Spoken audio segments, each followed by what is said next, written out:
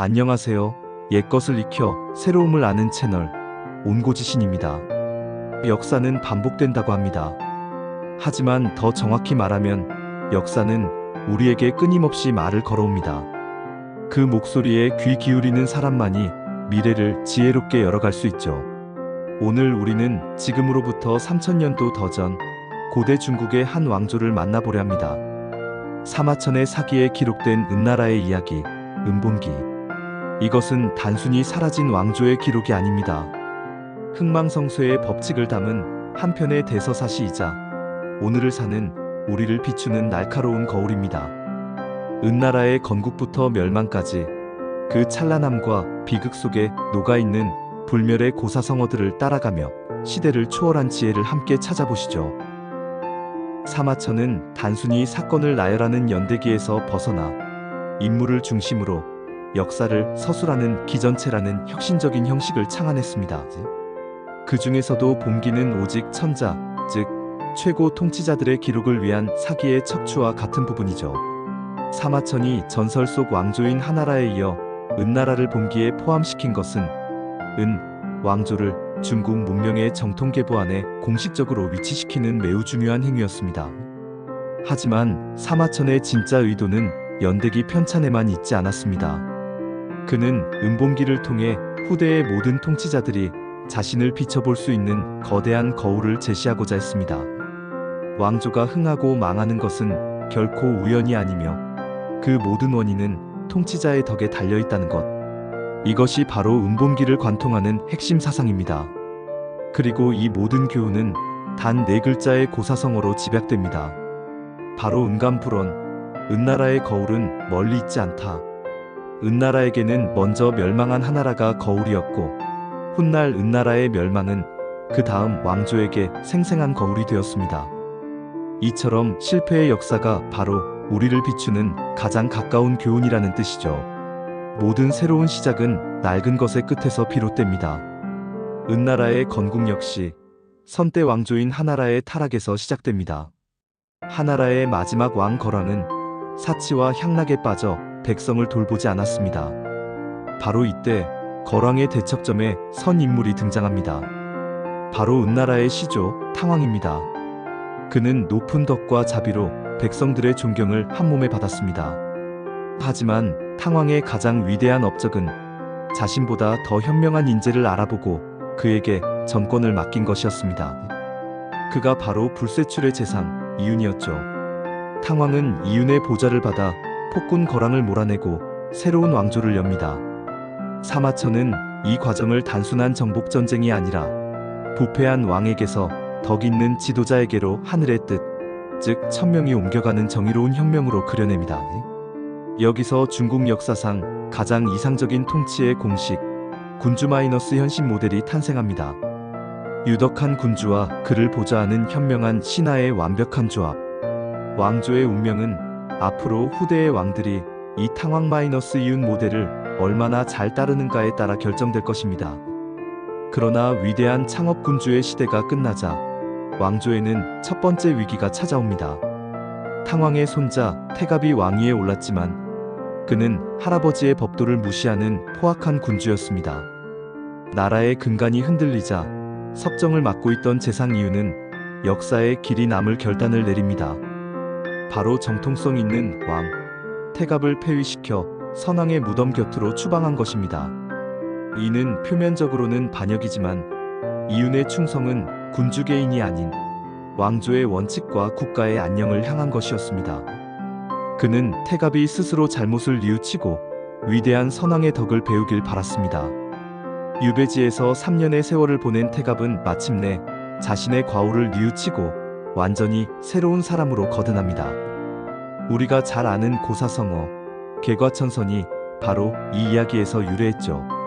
태갑의 진정한 변화를 확인한 이유는 그를 다시 왕위에 복위시킵니다. 돌아온 태갑은 선정을 베풀어 훗날 태종이라는 묘로 추존될 만큼 위대한 군주가 되었습니다.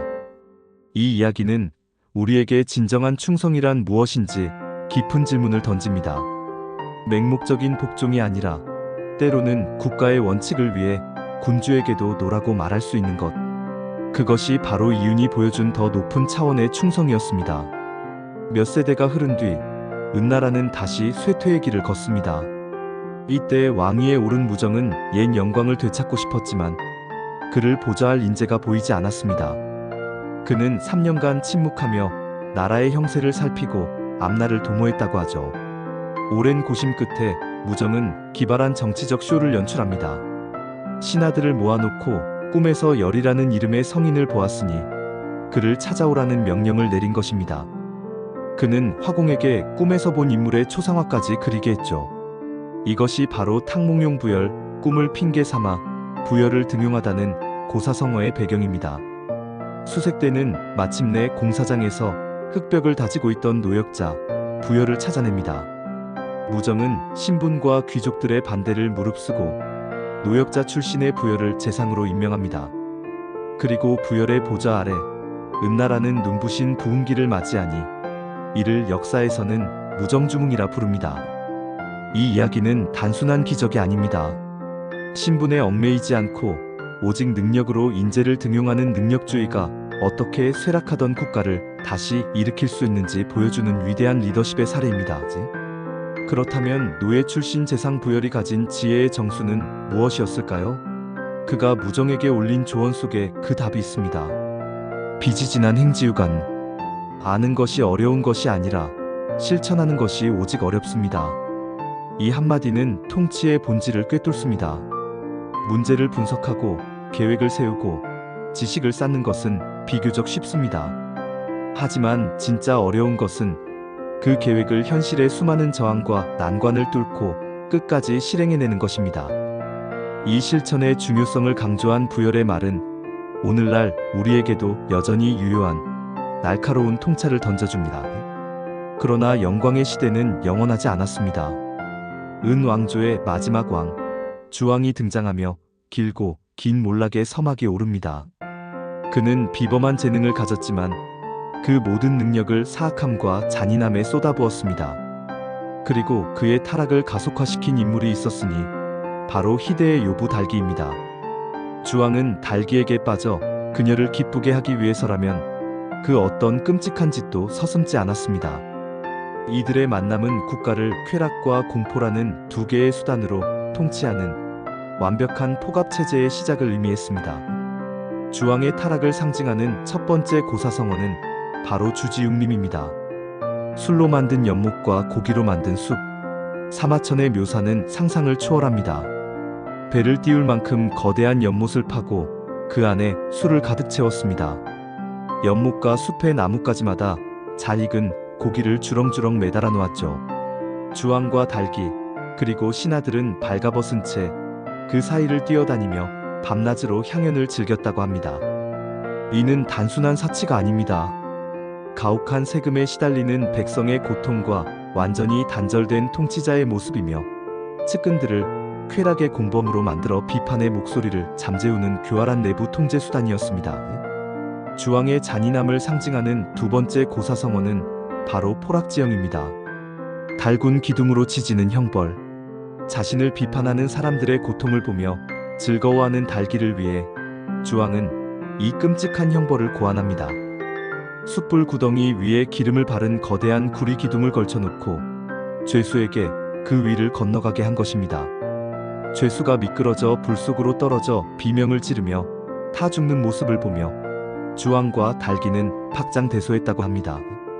이것은 처벌이 아닌 오락을 위한 고문이었습니다. 통치자의 도덕성이 완전히 붕괴했음을 보여주는 최후의 징표이자 반대 세력을 공포로 짓밟는 외부 통제 수단이었죠. 쾌락의 주지육림과 공포의 포락지형. 이 두 가지는 포갑 정치가 어떻게 작동하는지 보여주는 완벽한 한 쌍입니다.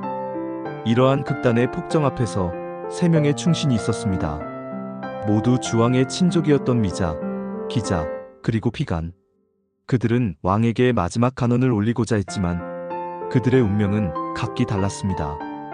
첫째, 미자는 더 이상 희망이 없음을 깨닫고 가문이 명맥을 잇기 위해 나라를 떠나는 망명의 길을 택했습니다. 둘째, 기자는 가난하다 투옥된 후 살아남아 훗날을 도모하기 위해 미친 척하며 모욕을 견디는 수동적 저항의 길을 택했습니다.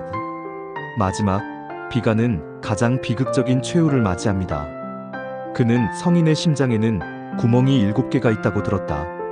내가 직접 확인해보겠다는 주왕의 광기 어린 말과 함께 가슴이 갈라져 심장이 파헤쳐지는 순교의 길을 택했습니다.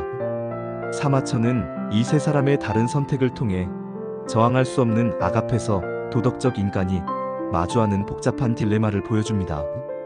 어느 길이 옳다고 말하는 대신 우리에게 깊은 윤리적 질문을 던지고 있는 것입니다.